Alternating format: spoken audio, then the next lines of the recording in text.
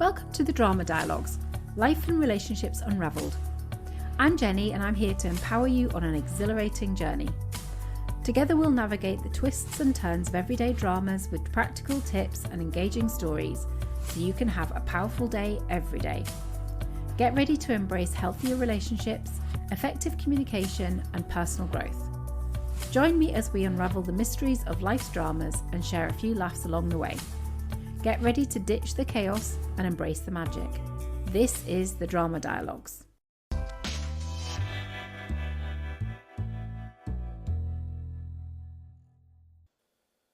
Hello everybody. Today on the Drama Dialogues, I must remember to keep saying the Drama Dialogues. I've got two podcasts, Rachel. One's called Leading Boldly and one's the Drama Dialogues.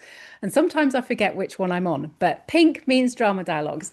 So on the Drama Dialogues today, we have got Rachel Morgan Trimmer. Did I say that correct? Yes, you did. Yes, it's right in front of me on the screen. We've just I've been having a very ADHD half hour. I have my alarm set and I'm going, right, we've got 10 minutes until I need to do this. I've got 15 minutes until I need to do this. And then 5 minutes before the show starts. And then something happened. And I went, oh my God, got 1 minute. I need to get the thing on. So we're going to talk a lot about that stuff today, aren't we? And this is something I've only learned about myself in the last 2 years, maybe. And you've been learning about yourself. So tell everybody who's listening who you are and what you're here for. Well, thank you very much, first of all, for inviting me on. I am a neurodiversity consultant. People say, what does that mean? What does a consultant do? Well, the majority of my job is training organisations in being more inclusive, whether that's managing neurodivergent staff or communicating, recruiting neurodivergent staff and so on. I also do a lot of public speaking around neurodiversity and sort of one-to-one consultancy as well, helping companies sort out specific challenges or opportunities they have with neurodiversity. It's not always about the problems and avoiding tribunals, although I do that. Sometimes people come to me and say, we want to make the most of this amazing neurodivergent person we have. How can we do that in a way that's going to be supportive? And that's I mean, I love all parts of my job, but that's always quite heartwarming. I think there's it's such a buzzword at the moment. People are sort of like, oh, everyone's neurodivergent now. And I get it in my own family where family members go, oh, but everybody's a bit autistic and everybody. And after I've done the courses and done a lot of learning, you realize that that's actually not the case. But sometimes we get in this bubble, don't we, of if you're neurodivergent yourself, you get surrounded by a lot of it. But there's a lot of us out there that are undiagnosed or misdiagnosed and are in the workplaces. Yeah, absolutely. And it's not what we found as well. It's not just being undiagnosed or misdiagnosed, which is very, very common. We find so many people, particularly women, are diagnosed later in life, in their 40s and 50s. But we also find that even within neurodiversity, people get something that I call a monodiagnosis. So they've been diagnosed with ADHD, for example, and then they're sort of ticking along and it's not really ticking along when you've got ADHD, is it? Barreling along, I should say. The tick isn't like a good tick of a clock. It's more of a tick, tick, tick, tick, tick, tick, tick, tick. No ticking for quite a long time, and then all of a sudden there's tick, tick, tick, ticks. Exactly. Going off on side quests, doing the ADHD thing, and things still aren't quite right. And then someone says, oh, well, that's not often somebody says it to them. They find out of their own accord. Actually, all of this stuff people are saying about autism, that fits me as well. So we're finding that there's people who are undiagnosed, where they don't know they are neurodivergent. There are people who are misdiagnosed, quite often with borderline personality disorder, depression and anxiety. That, it's not one per customer. You can have a mental illness and a neurodivergent condition, but we find that a lot. The mental health issues overshadow the neurodiversity, so they never get diagnosed with the ADHD or autism because they go to the doctor and the doctor says, oh, you're just depressed, you're just anxious, you've got borderline personality disorder. I hear that so much.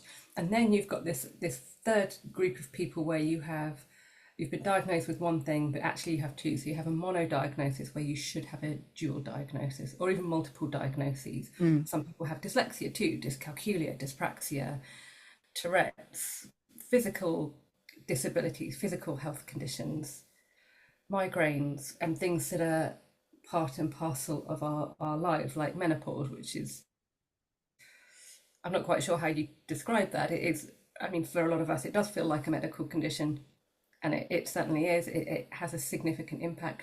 So you've got all this stuff going on, and untangling it for each individual person is quite complicated. And those are the people that I want to help. Yeah.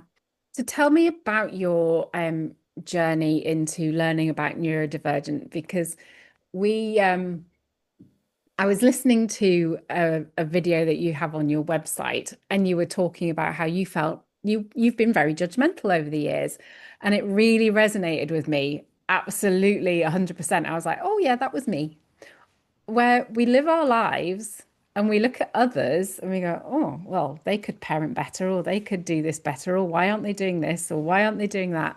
And then all of a sudden we get these diagnoses and we go, oh crap.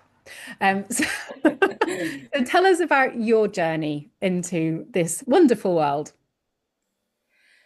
Yeah, it was a long one. I was 23 when I first read about ADHD in a way that I thought I could have ADHD too. I'd heard about it before, of course. To me, it was activate like overactive kids on Ritalin, and that didn't apply to me at all. And then I read a list of ADHD traits, and I thought, oh, actually, that's me. And I was 23 then, and I didn't get diagnosed with ADHD until I was 48. Mhm. So when you're talking about the journey from recognizing it in yourself to actually getting an official diagnosis, you're not talking about weeks, months, or years. You're talking about decades for a lot of Yeah. us. And the journey for other people is similar in that they don't always recognize it, but they know there's something not quite right, or there's something a bit off, or they don't fit in, or they don't understand why they struggle, and other people seem not to. So that was how I got diagnosed with ADHD, and it was a long, complicated journey. And like so many women, I would go to the doctor and go, "Oh, I think," or psychiatrist even, I think I've got ADHD." No, you haven't. You can't have it because you can remember things. Well, yeah, of course I can remember things. I've got hyperfocus, which is one of the traits of ADHD. If I want to remember something, I will remember it. I'll sit down and I got a degree in English literature, and that's because I could just sit down and learn huge chunks of Shakespeare and remember it. I didn't Mm. actually know also what I was talking about in the exams necessarily, but I would just parrot things that I knew they wanted to read, which probably resonates with quite a lot of neurodivergent people who actually did quite well in school. They just know how Mhm. to get through it rather than actually learn anything. And then as for autism, I was a lot older when I first thought I might be autistic because, again, like many people, autism to me was Rain Man. It was the kids in the special schools, it was the people who couldn't live independently, and so on. And then I started to realize that I had a lot of autistic traits. Probably I was in my late 30s then. And again, the journey to diagnosis was one of being dismissed and denied, and um, because by this time I knew I had both.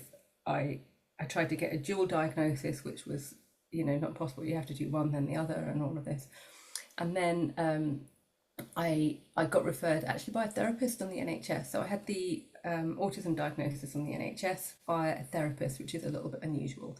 And then the ADHD diagnosis I got privately, but through my job. So that's a very, very unusual situation, Mm. in that it was a private service, but but I didn't actually have to pay for it because it was part of my work.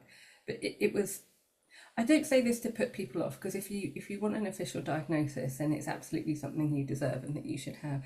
But the process itself is really not very nice at all. The, it's long, it's boring. There's a lot of form filling, which ADHD people aren't very good at. But also, I found it's patronising. You're not Mhm. treated with very much respect. I was They commented on how I looked in one assessment, that I was dressed properly. I was like, I'm not dressing for you.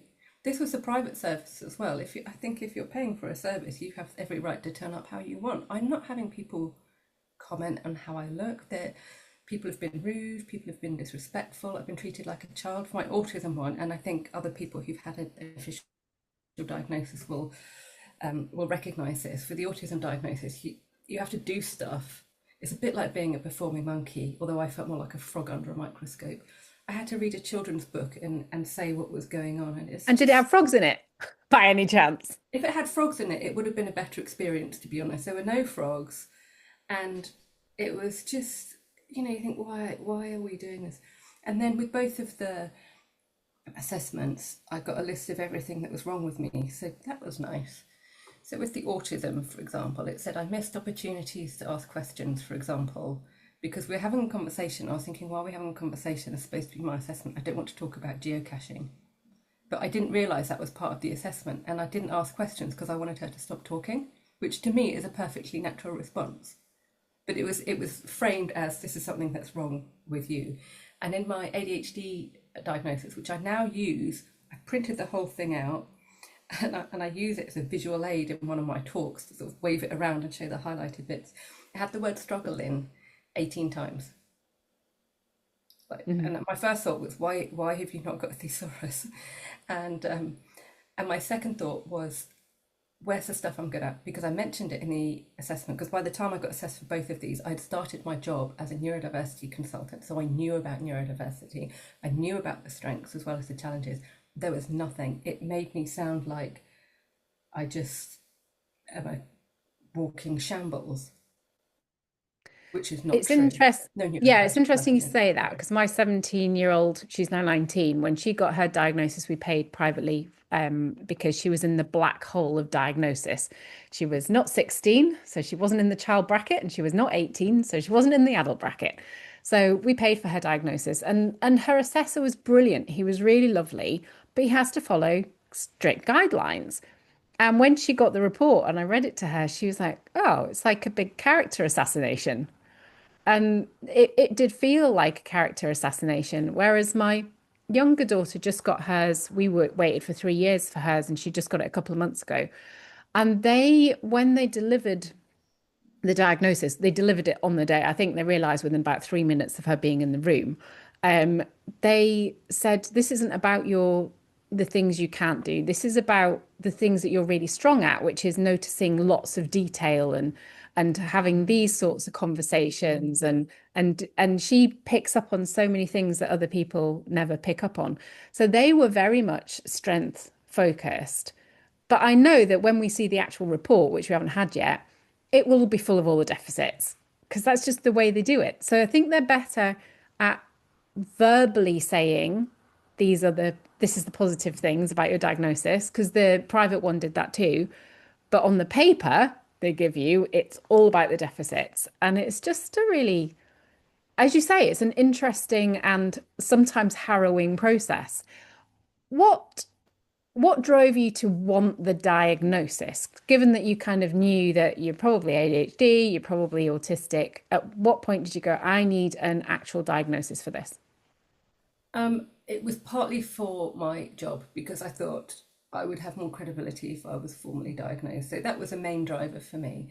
But also, and again, this is something I have in common with a lot of neurodivergent adults. It's the external validation. I'm not, when you've been told your whole life you're making it up, you're overreacting, you're being dramatic, there's nothing wrong with you, blah, blah, blah. Having that external validation, someone saying, yes, you're autistic, yes, you have ADHD, these things are not your fault. Yeah, it is validating, and it's something where I feel it's sort of more embedded in you as a person. You're better able to advocate for yourself in terms of sort of legal paperwork type stuff. It doesn't actually make that much difference. So for example, if you apply for access to work, you don't need a formal diagnosis. It does help, but you don't need it to get protection under the Equalities Act. Not that it's doing a great job, to be perfectly blunt, but for that you don't need an official diagnosis.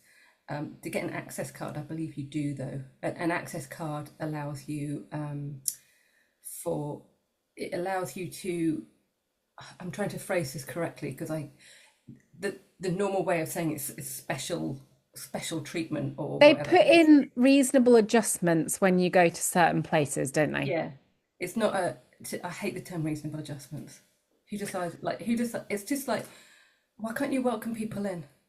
Why can't it be nice and welcoming rather than a reasonable adjustment? But anyway, yeah, you're right. The legal term is reasonable adjustments. The access card allows you to um, request those, hopefully without too much bother, and it's for it covers all disabilities, and you can say what you need, but it's for people who might need to sit down, for people who can't queue very well, for people who might need access to the staff toilet when there's no customer toilet, stuff like that.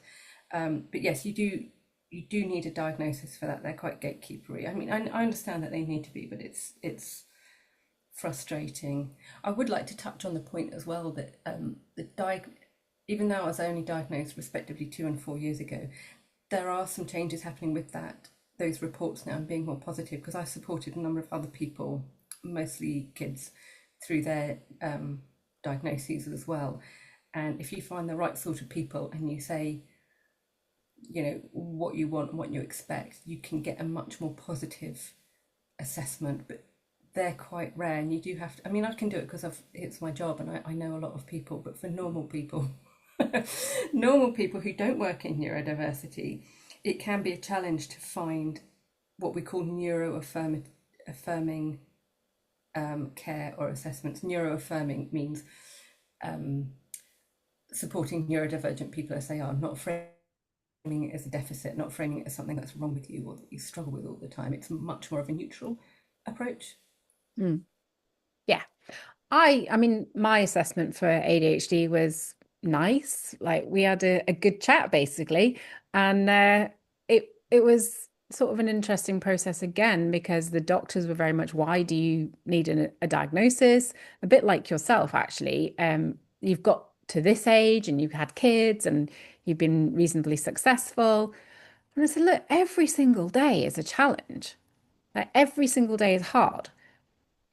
Yes, I've done those things, but not because they've been easy, because I've just had to push through. And sometimes that's led to burnout, which I didn't know was burnout, and all sorts of things. But for me, like yourself, as a coach, I wanted to talk about ADHD and autism because both my girls are diagnosed ADHD autistic. I wanted to talk about it. And I felt like having that diagnosis gave me a bit more credibility in that world. And also, I wanted my girls to go, oh, well, mum's got to where she's got the same diagnosis as us. So I felt like it would be helpful for them as well to know that it's not just them that's in it. Like it came from somewhere. And I don't have an autism diagnosis. It was interesting when I did the online Are You Autistic test a few years ago. I scored so low on it. I was like, oh, cool, I'm not autistic. And then the more I learned about autism and women, and I want you to talk a bit more about this too, the more I was like, okay, I scored really low on the test because I'm hyper empathetic. So I didn't hit any of those. Do you not empathize with people? And like none of those at all. And then I realized that as a woman, okay, so, but I'm a bit over empathetic. It's always caused me life issues. And my partner now, he's always saying, Jenny, we know you're autistic. I'm like, okay, I don't feel like I need a diagnosis for autism. I'm fine not having it. But the more I've learned, I'm like, oh, okay, that could be, it could not be. I don't know. So talk to us a bit about the difference, because a lot of our listeners are women, but a lot of them are also men who are married to people who are possibly autistic and have been masking and suppressing their whole lives. Yeah. So the thing about autism in women or ADHD in women, there isn't a woman's version. You don't you don't have women's autism. um, and there was a writer who coined it. I can't remember her name because brain fog. She highlighted this really well. She said it's not that the neurodivergent condition is different, it's the fact that men and women are different. Mm. And that's because we're biologically different. And when I talk about men and women, I'm including trans, intersex, non-binary people in here as well, who may identify with different bits of what I'm saying. If Yeah. you are biologically female and you have a female hormone profile, you're going to have you're going to start your periods at some point, you're going to have periods, you may get pregnant, you may have a baby, you will have a menopause. All of those things have a big impact on your neurodivergent condition, regardless of your actual gender. And we know that estrogen, progesterone have effects on our brain chemistry. We know that autism, autistic women and ADHD women have different experiences at different times in their monthly cycle and at different times in their life when it comes to things like menopause and pregnancy. We know all that. So that's one reason why it's different. The other reasons are social and cultural. And again, trans people will have a better insight into this than me when they've lived as one gender and now live as another, because they see both sides of it. Women are socialized differently. We're brought up differently. We have different expectations. With boys, there's a boys will be boys attitude. You're allowed to run around and scream and climb. Women, no. Even some of our clothes, when I was at school, we didn't have trousers. We physically couldn't climb because the skirt was too restrictive. So, things like that. Where are you going to go for a walk so you feel better, for example? We know that going for a walk in nature is really beneficial for people with ADHD, more so than for people without ADHD. It helps us focus. So we're going to go for a walk. If you're a woman, where you're going to go for a walk and what time you're going to go for a walk is different, because we go for walks where we feel safe. We're not going to, some of us like to go out, and autistic people quite often like to be out at night. ADHD people often more focused at night than in the day. Are you going to go for a walk at night? If you're a woman, where are you going to walk? We've got all these social, cultural factors in our lives. We've got these biological factors, and all of these have an impact. The thing about the social stuff as well is that women tend to be, this is a generalization by the way, but on the whole women tend to be better at the social stuff, and generally speaking women enjoy it more, which is why autistic women tend to get undiagnosed, because the social stuff is something that we mask better and we are often better at it. We don't get away with as much stuff as autistic men. Another reason is that our special interests are more mainstream. So for example, if you've got a stereotypical autistic man, what is he going to be into? Trains, action figures, knowing who the second unit director was on the Fast and the Furious 3, that sort of stuff, right?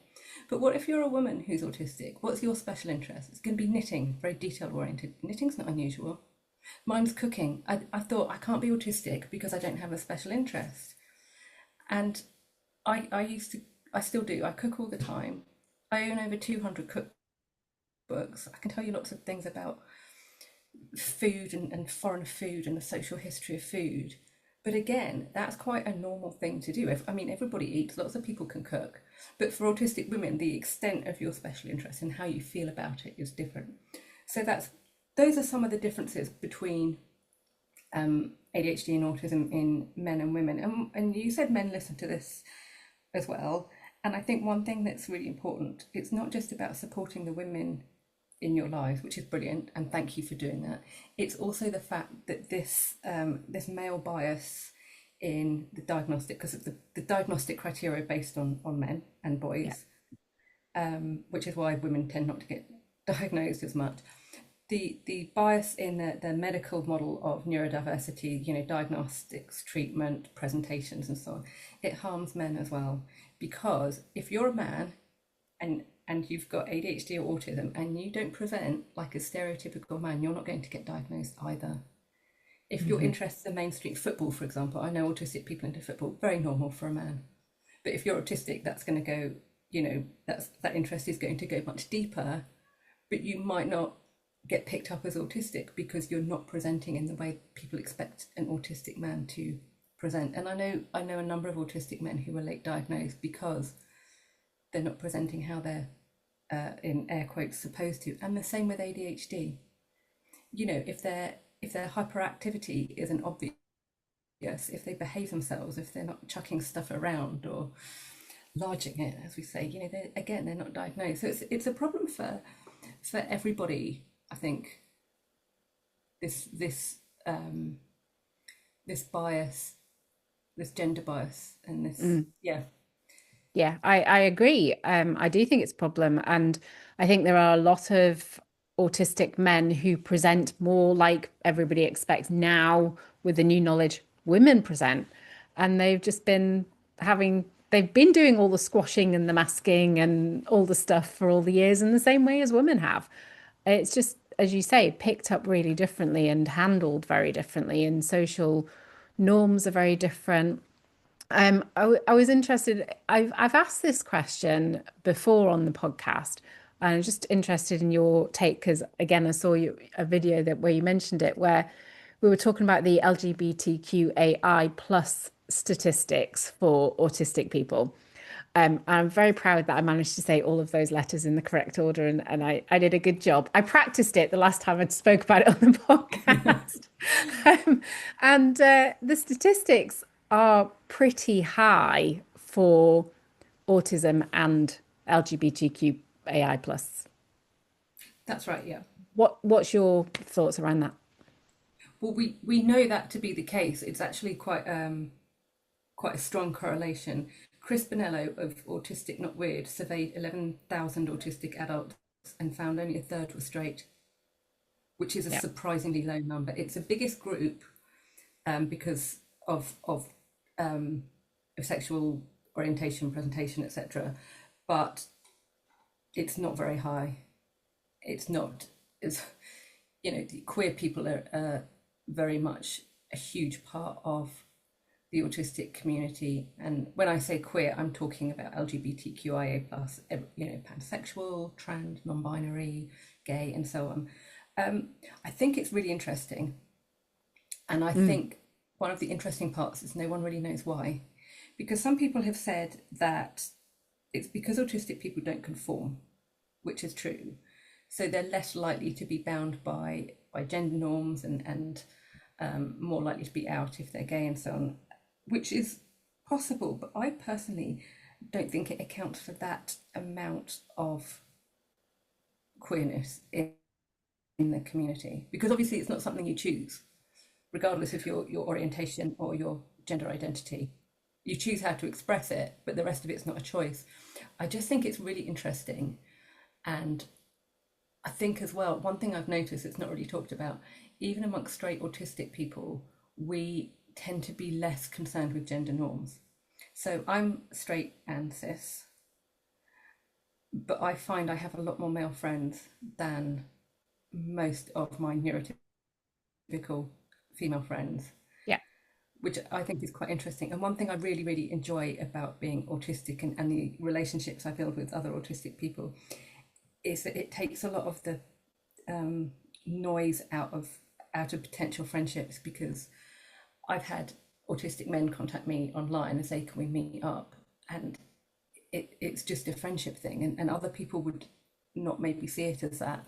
And I quite enjoy that because I'm able to build friendships with people who I like being around, and not close myself off to friendships or work relationships because of somebody's gender. And I find that really really fulfilling. But I don't see a lot of people talking about that.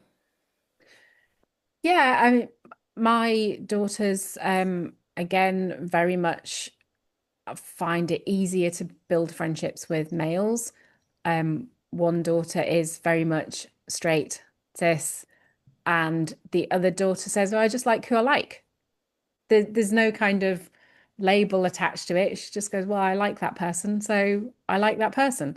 And my theory on it, and it is just an opinion, and it could be a terrible opinion, it's just something I've noticed, is that my particular daughter who says I like who I like, she really struggles to identify internal feelings, emotions, like labeling things as this is anger, this is anxiety. She'll say, "Well, I don't feel anxious." She'll display all the things of anxiety, but she'll like, "No, I don't feel anxious. I don't know what that feels like."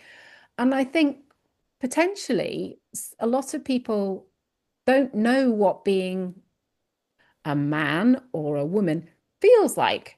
So they go, "Well, that doesn't feel like me because I don't know what that feels like. So I'll," and you say it's not a choice. I'm not talking about this being a choice or a not choice. it's just something I've observed in my very tiny little world is she doesn't know what that feels like. So she goes, oh, well, doesn't feel like that. So maybe it's this.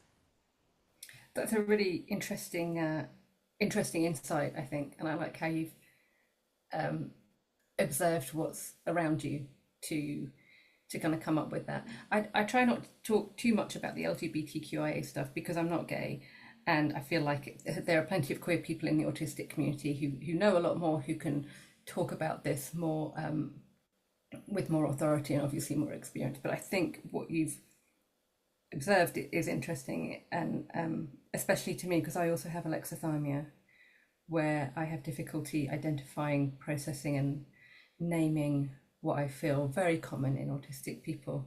Yeah. Yeah. And so let's talk a little bit about the other comorbidities. I mean, that's a weird word too, isn't it? Um, and other diagnoses that come in alongside, because there's all sorts of things. And I do think it gets confusing for people because they think, oh, I've got this ADHD diagnosis, or oh, I've got, and often Ehlers-Danlos, like all of those kind of things come into it, don't they? There's a lot of joined up thinking. I'm absolutely certain I've got dyscalculia. I cannot remember numbers in a sequence. It's unless I put words to it, it's a nightmare. But I've never been diagnosed. I just always thought I was terrible at maths. Yeah, I hear that a lot from adults with dyscalculia. I've even had people not know what it was until they've come to one of my training sessions, and that's just the most gratifying thing in the world, where someone goes, I've got that, and they quite often cry just from relief, which is, it's such a humbling part of my job. But yeah, in terms of coexisting conditions, I read a statistic that said 95% of autistic kids have at least one coexisting condition. So it's obviously more common than not. And you mentioned, I can never pronounce it right, Ehlers-Danlos syndrome. Yeah, I think that's right. Hypermobility is common. Stomach things. I had terrible stomach aches growing up. Yeah. What else? Obviously, the other neurodivergent conditions, you mentioned dyscalculia, which is like number dyslexia, not being able to understand numbers and maths very well.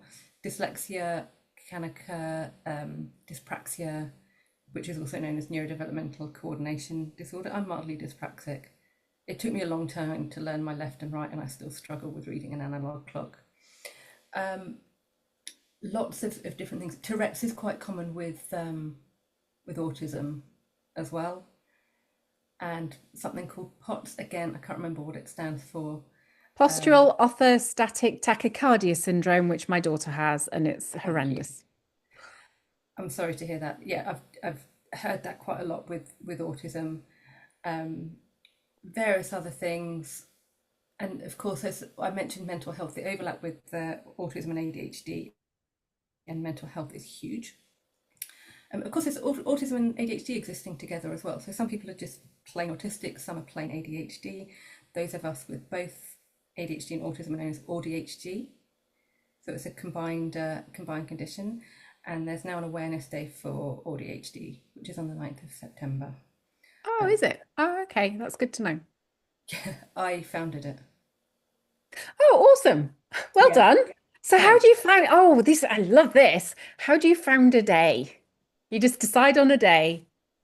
Yeah, I thought there's a lot of people with ADHD, more than I thought, because I thought, like most people, you get one or the other. It's one per customer, and you don't get to have both. And I didn't meet anyone who was open about having both until I was in my mid 40s. But now I found out a lot of people have ADHD. There's not really much awareness around it. Again, there's this issue of monodiagnosis. People don't realise you can have more than one. So I founded AUDHD Day to help people raise awareness and help them tell their own story, because it's not just about me talking about it. I wanted other people to understand that this is a thing.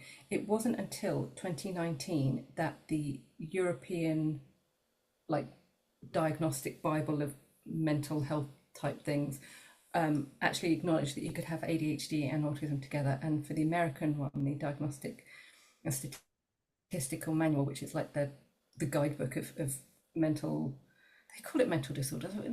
These aren't mental disorders, but those are the words that we have today.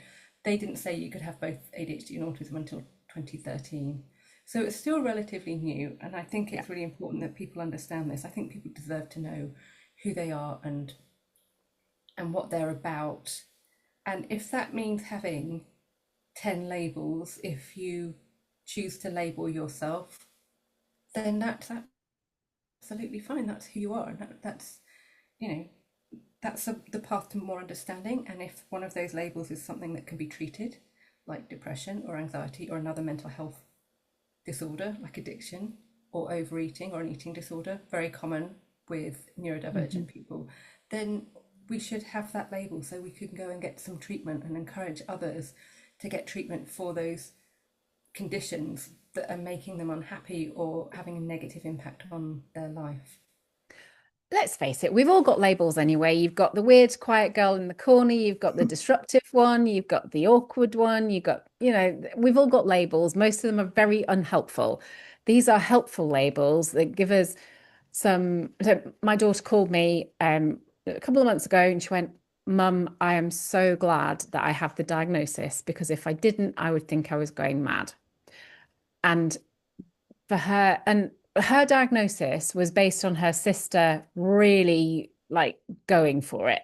She jumped off that cliff and was causing chaos everywhere.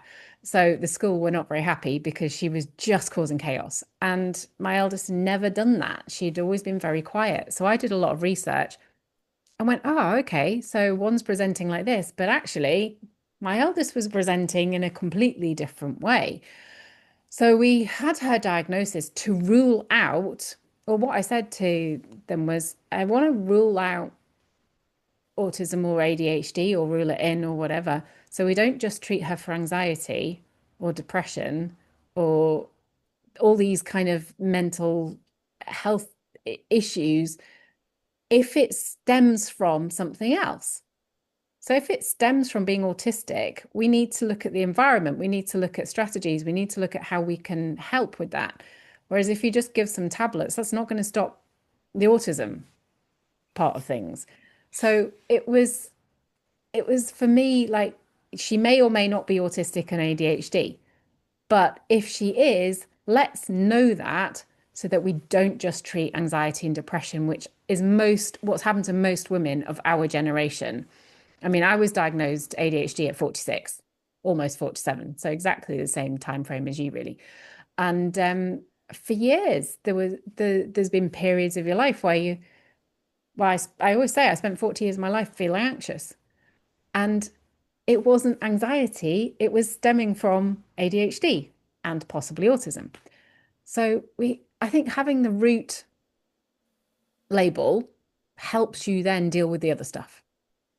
I absolutely agree because I think it's whether or not your anxiety is from, having ADHD or autism, or if it would have been there anyway, your upbringing, trauma, traumatic events, anything else. I mean, sometimes things can make us anxious, loads of stuff.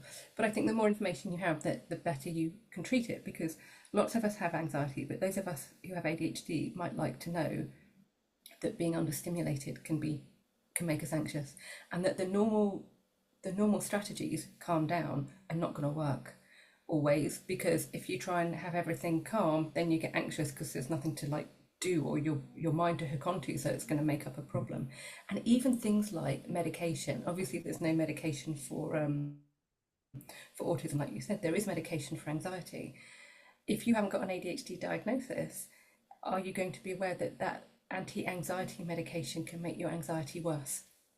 Some people with ADHD find that medication works the opposite way from the way it works on people who do not have ADHD. I think this information is really important, and that's why Mm. it's important to know who we are because when we understand ourselves, we become our own best advocates.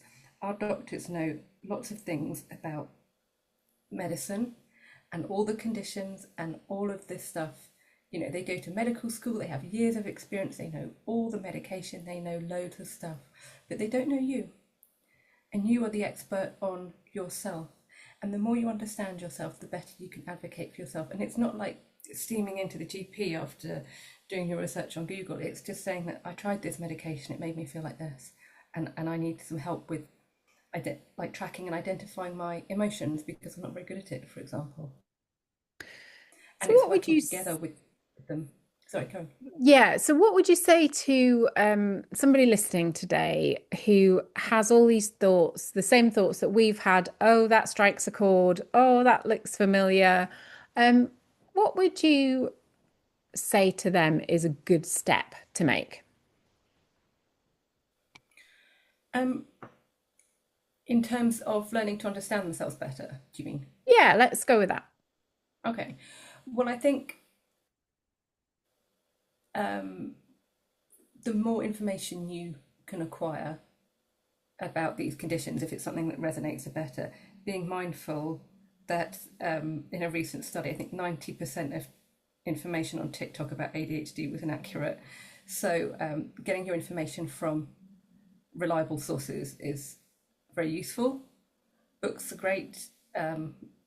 Academic articles, although they can be challenging to access sometimes if your reading's not that good or you've got a short attention span. I'm not slating social media, by the way, because social media, we know it has a lot of problems and there's a lot of misinformation. However, you're getting information from real people on social media, which can be really beneficial. Yeah. So the more you learn, the more you understand, the better, in my opinion. And then if you want to look at getting a diagnosis, most people's first port of call would be their GP, bearing in mind that waiting lists are long, but you've got to start somewhere. Yeah. And even for a Yeah, private diagnosis, the waiting list can still be long. it can. Yes. And if you're going through the GP, I mean, my daughter having the private diagnosis for ADHD did not allow her to have medication through the NHS. So she's having to go through the NHS process again. And we've been waiting quite a long time already for that, even through Right to Choose, because the lists are just so long. They're years and years and years long. So it is a process. But I think so from my thought is when you do all the research and you look at all the things, what helped me most is which bits really work for me. Like which bits do I resonate with and which tools really work for me. And sometimes that can be just acknowledging, right, I've been in a networking situation. I am completely and utterly exhausted. So I need to sit and not speak to anyone for 2 hours on the couch, just zoning out. And I think in the past, that happens because that's what you need. But you sit there going, I shouldn't be sitting on the couch because all I've done is just been into a networking for 2 hours. And just giving yourself that permission to do the thing that you need to do.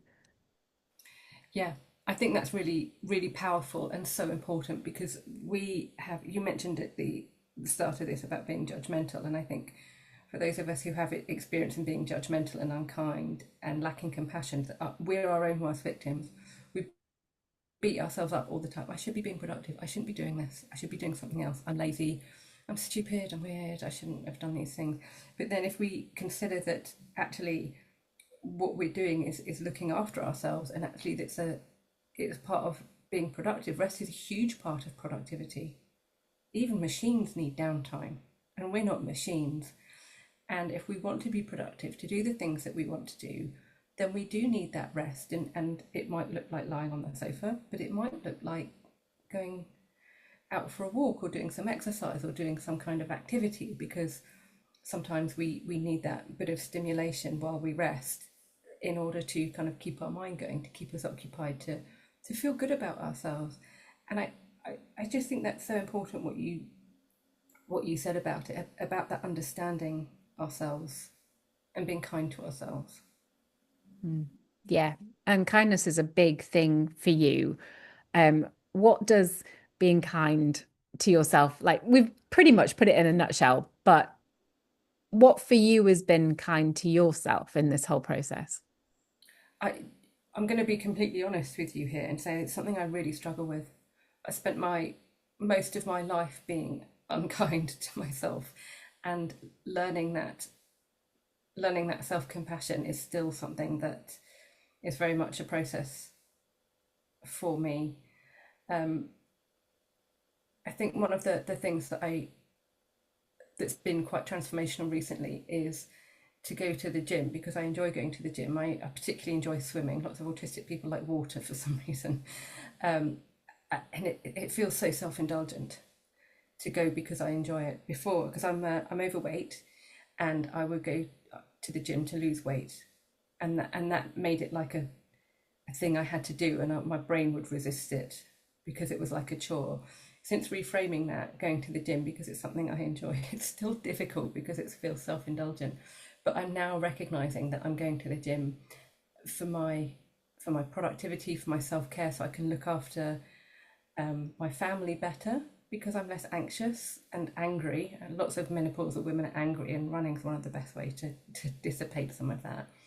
So it's about just being a better person. But it's still, honestly, even talking about this right now, I still feel like there's almost something on my shoulder saying that I shouldn't have anything nice for myself, that I shouldn't be doing things for myself because it's selfish. So it's, yeah, I'm I'm getting there. It's I like lots of people, I spent decades learning the wrong things Mm. about myself, about how to do things, and it's going to take a long time to undo them. But at least I'm working on it. At least I've Yeah. made a start. I really think awareness is key. And a lot of the reframes I've had to do, I also go to the gym every morning because I now enjoy it. Like I didn't go to the step foot in the gym for 37 years. And I had 3 weeks there where I didn't go. And I realized my mental health was going down the toilet pretty quick. I was like, oh my goodness, I feel terrible. And I said to Matt, I need to get back to the gym because not going is not making me feel good. So I have that reframe. And then I reframe it that if I'm not fit and healthy and here to support my kids, then I'm no use to anybody. So I then put that bit onto helping others, because if I'm not here long term, fit, healthy, able, I cannot support them in the way that they need supporting. So it almost gives that little kind of shift onto someone else, because we all love doing things for others more than for ourselves. That's that's something that I hear a lot with neurodivergent people, in particular, the fact that we cannot do something for ourselves, but we can do it for somebody else. So, for example, autistic people tend not to like confrontation a lot, and we won't have an argument on our own behalf. But if someone disses our friend or treats someone we love badly, then we're going in all guns blazing. And I think it's the same for things like about looking after ourselves. If we can't do it for ourselves, then doing it for other people is quite a good hack, because we need to do it anyway. And that's another thing I found useful.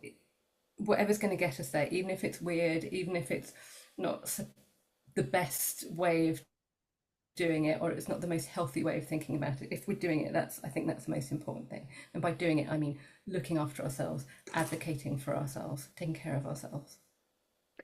What if people are in, whether it's day-to-day situation, whether it's a work situation, and they're just struggling, that word, struggling, they're feeling disassociated, they're feeling left out, they're all the things that generally autistic people do feel in a workplace. How can they start advocating for themselves in a way that's helpful? How can they advocate for themselves, did you say? Yeah. Good question. It depends a lot on where they work, what their manager's like, what their colleagues are like. I think, and I hear from a lot of people who are unhappy at work, they're not in a very supportive environment, and it is challenging. I think one of the things that is miscommunicated is that neurodivergent people, they're not making up this stuff. And I think other people who are not neurodivergent don't realize how challenging things can be for them, because it's not challenging for them. And the way that some people have found some success is to focus on the outcomes. So, for example, they might say, "I need a break. I need more breaks than other people," for example. And the boss might look at that. You're skiving. You're not doing the actual work. But if they say, "If I have these breaks, I can get more done when I'm back," if they put it that way and put the outcomes, actually the end result is a net positive. That can be really helpful. I find open and honest communication really helps. Having what my husband calls a grown-up conversation. It's not always easy, but sometimes we just need to be really honest about, what the challenges are and so on. And also, along with that open and honest communication, a level of trust which you can build over time with colleagues. That the trust that you're going to do your work, trust that people aren't, you know, going to be weird about what you're doing if you communicate that clearly, and also putting the context in, because we rely a lot on context. Everybody does to a certain extent, but neurodivergent people rely on it more. So the why am I doing this? Why do I need this? What are the outcomes going to be if this happens? So just putting some more information around it and being honest and trying to build that sense of trust at work. What It, is it your can be challenging for yeah, sorry. what's your experience about with regards to businesses and companies now? If you're open and honest about having ADHD, autism, and having those open conversations, are businesses becoming more responsive, positively responsive? Are you noticing a change? Yeah, we get lots of people coming to us wanting to understand neurodiversity. Done anything with it before, but there's that curiosity, that intention, which is brilliant. I can teach people anything they want to know about neurodiversity, but I can't teach them to care. So if they come to Mhm. me and they've already got that caring about neurodiversity, that's a huge thing. I mean, that's the biggest part of it, in my opinion.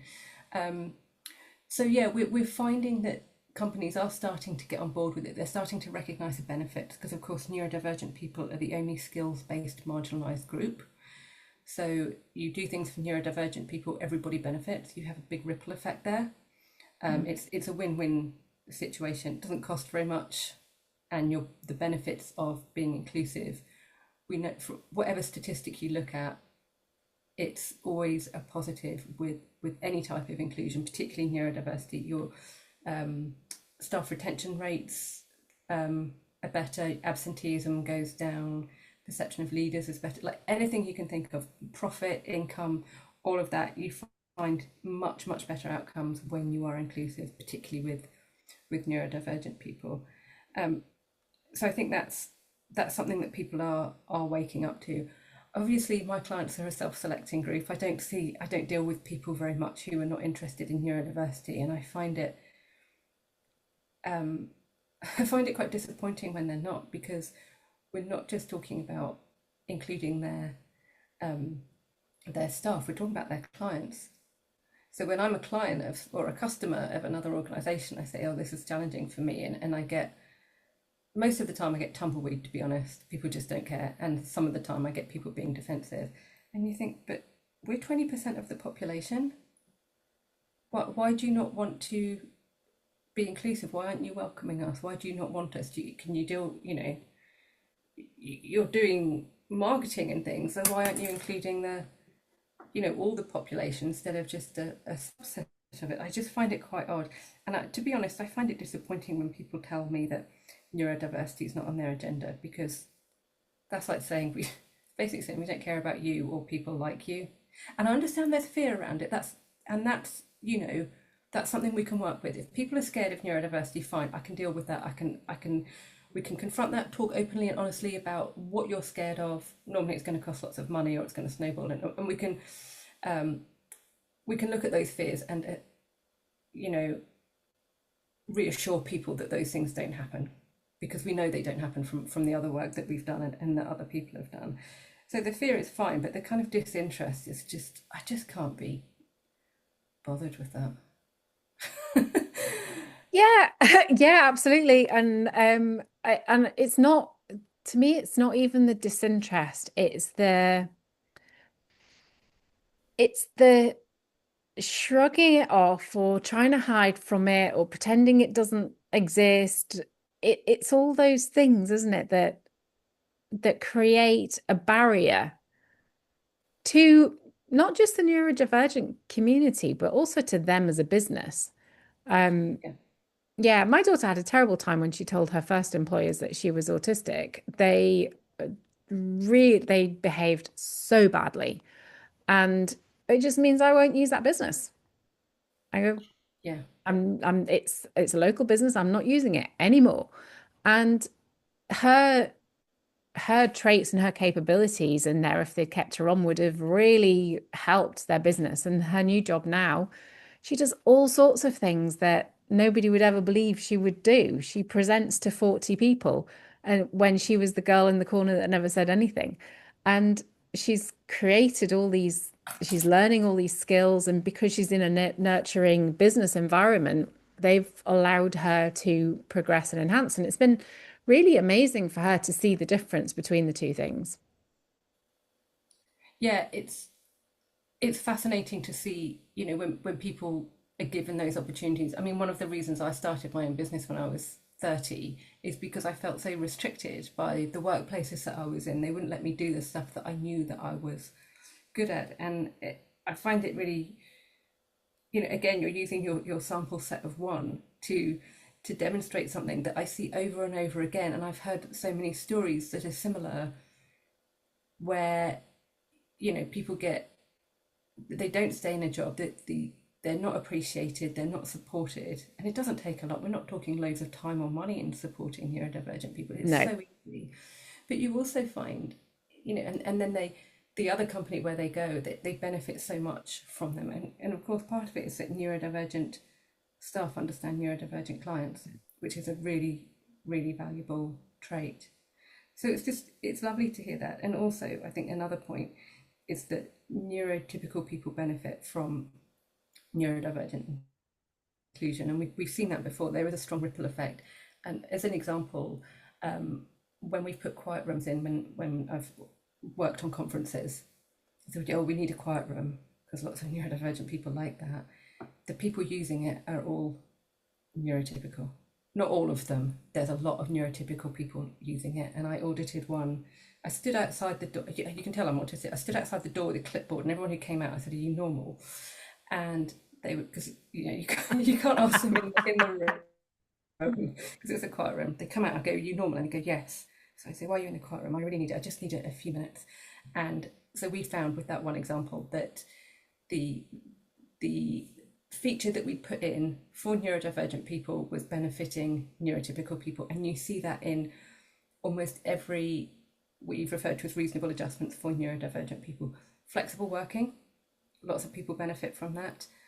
Frequent breaks. I do a lot of breaks in my training, and the people who've come to my training say how much they appreciate it, because the brain doesn't go for that long. They like to get up and move around. They want to get a snack. They can go to the toilet. I mean, everybody goes to the toilet, and having those breaks is so beneficial to everyone, neurodivergent or neurotypical. There's been studies on inclusive recruitment practices where they found that neurotypical people benefit from an autistic friendly approach. They found that hiring for neurodivergent people reduces our hiring bias. So if you want to recruit more women, more global majority people, that's Black and Asian, Latino people, more disabled people.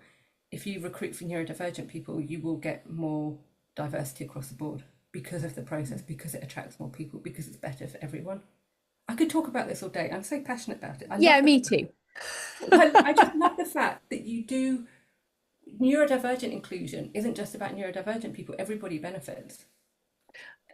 And I I would love be really interested to know how many of those people that came out and said, "Yeah, I'm normal." I love that. Nobody, like, there is literally nobody normal in the world. But how many of those are actually neurodivergent that don't realize that they're neurodivergent? If you'd asked me that question 5 years ago, I would absolutely have said, "Yeah, I'm normal." I went to, so when I did my coaching training, I signed up to what they called the whole program. It was called the Protege program, and it meant we got our own private lounge. And so anybody that signed up to the full program, and there was a handful of us, got the private lounge. So while there were 120 people in the canteen, there'd be maybe three of us in this separate private lounge. And every time I'd walk in there, I'd go, and I would just embrace that quiet.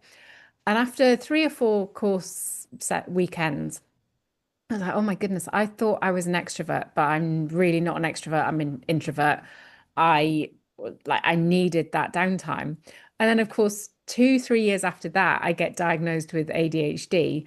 And now I'm going, maybe there's autism in there too. But if you'd asked me on those days, I'd have come out of that room saying, yep, I'm neurotypical.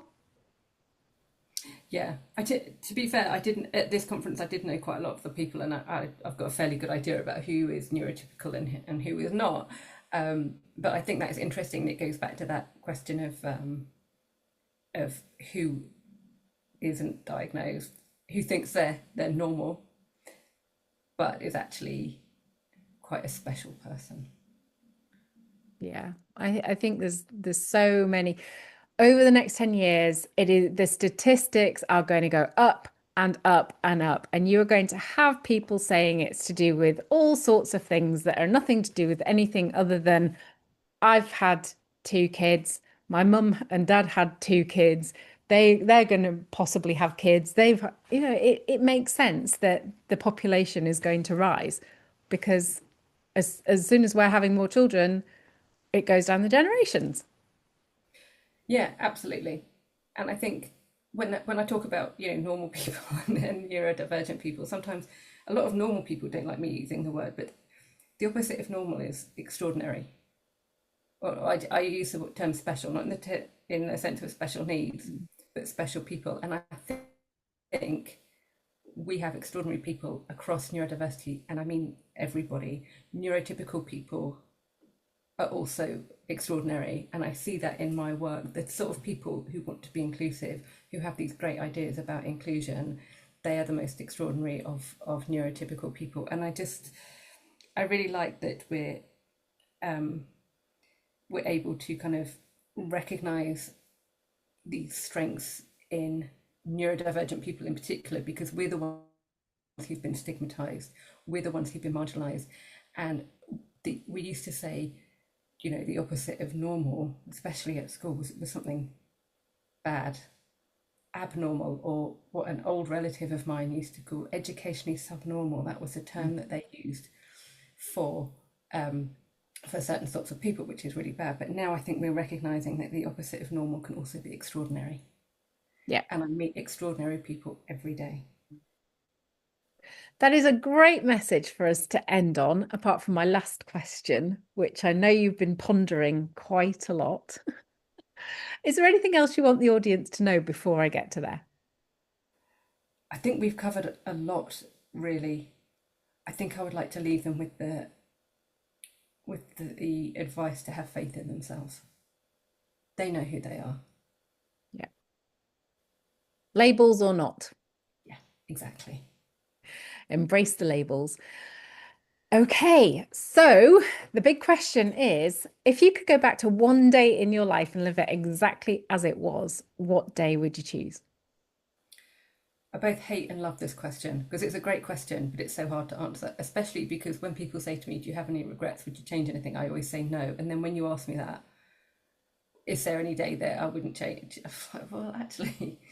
So I would like to take you back to a very special moment in my life. I was 6 years old and I was at a summer fair at Poleston Lacey, which is a National Trust place in Bookham in Surrey, which is where I grew up.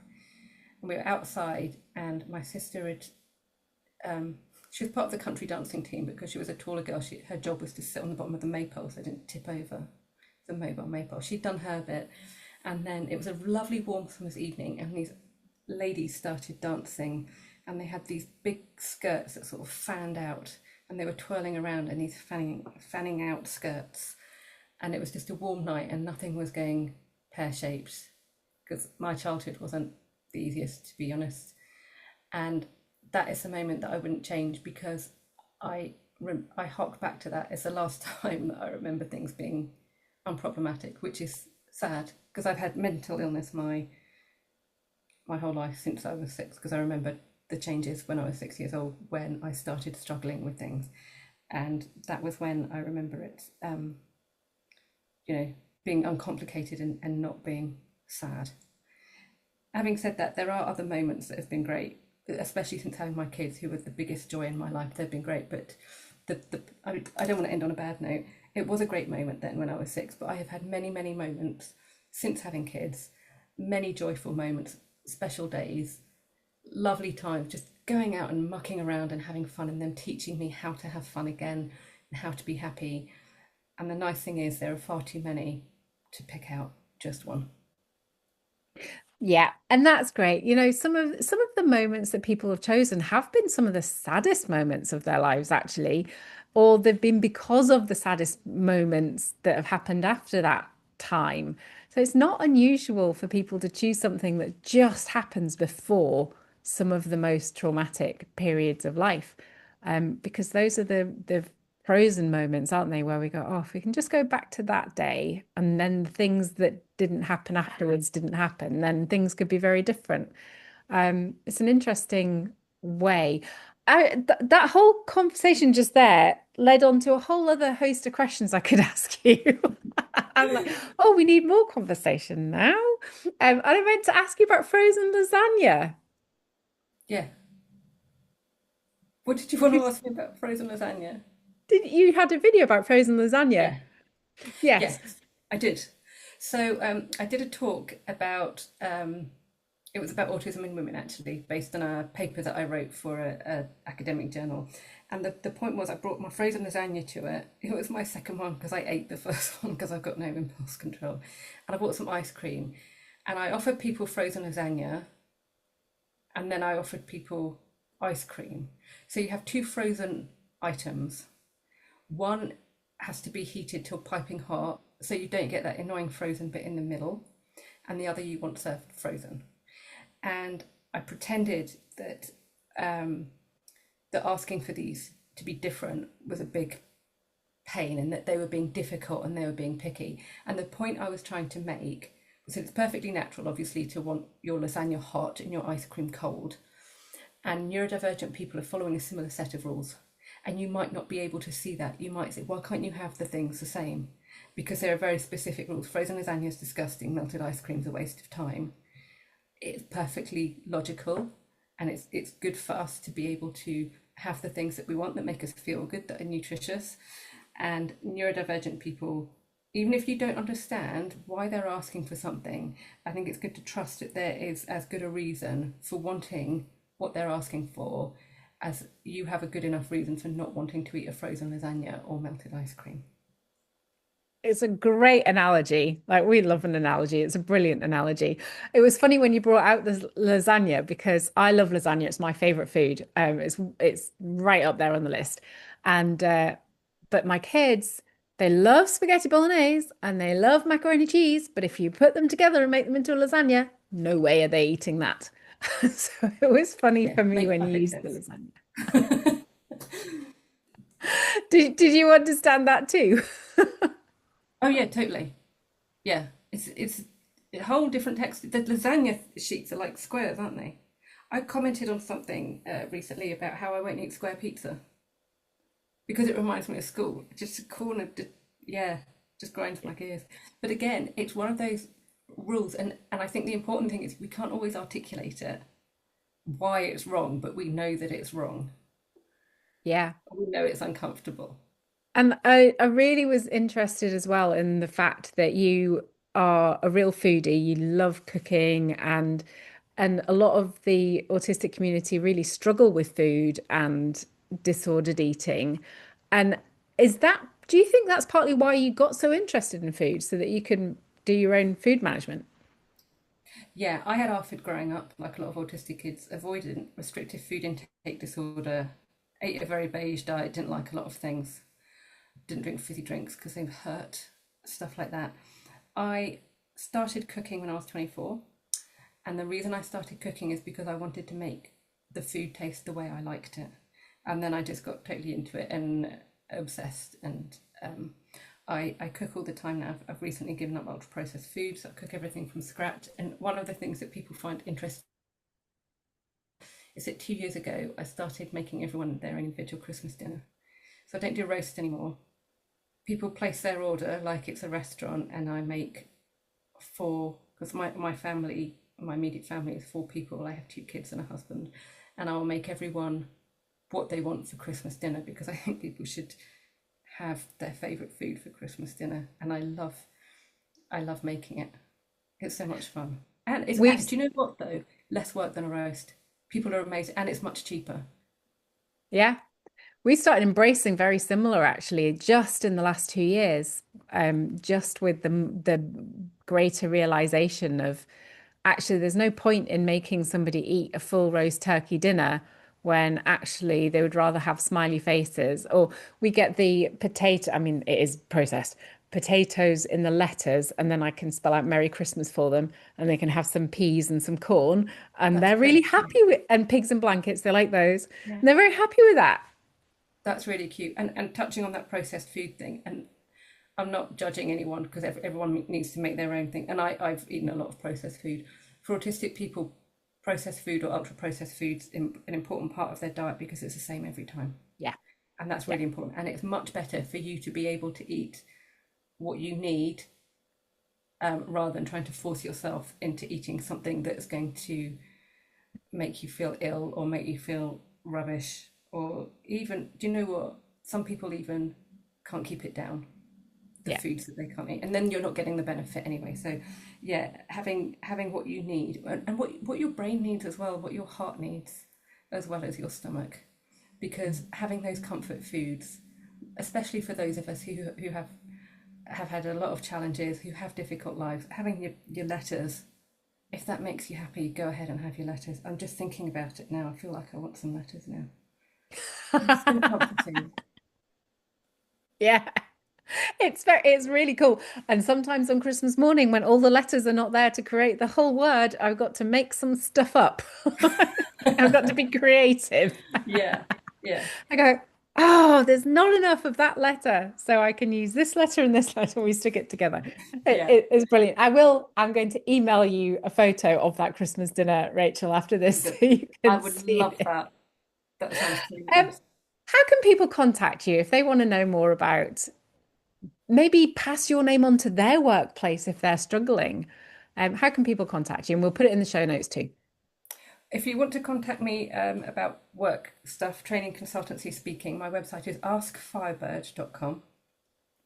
If you want to read my book, you can download it free from howtobeautistic.com. That's what the book's Oh, called, cool. How to Be Autistic. So you can get the whole thing free. If you want to buy an old school paper copy, you can do that, but it is all available for free. And if you want to get involved with AUDHD Day, that's audhdday.com. Did we actually get to the end result of how ADHD Day ended up in the 9th of September, or did I go in an ADHD tangent? Um, the, I could tell you, I've not told anyone this.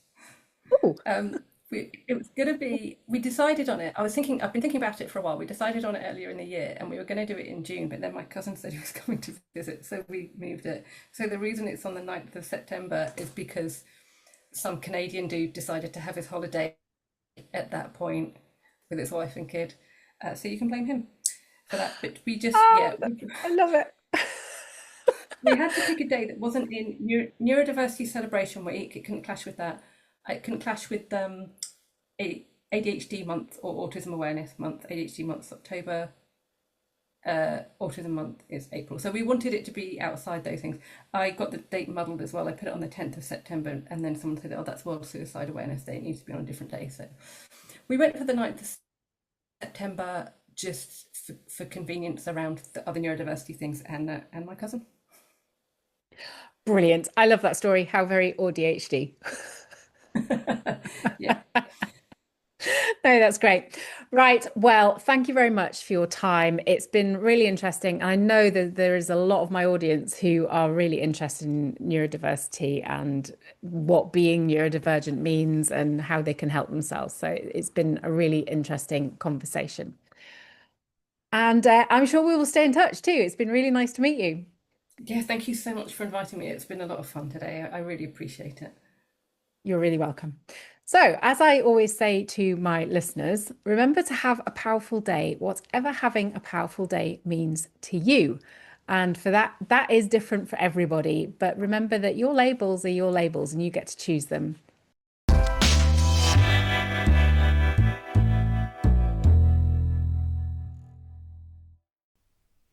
This podcast is intended for entertainment and information purposes. I hope you get a lot out of the podcast and from listening to it, but please do not use it as a replacement for a professional psychotherapist or GP. If you need some professional help, please go and seek that. Do not use this podcast as an alternative to that. If you need a coach, you know where I am. If you need a coach in a different area of your life that I don't support, then please go and find them. There are many great coaches out there. Make sure that they are accredited coaches with proper training.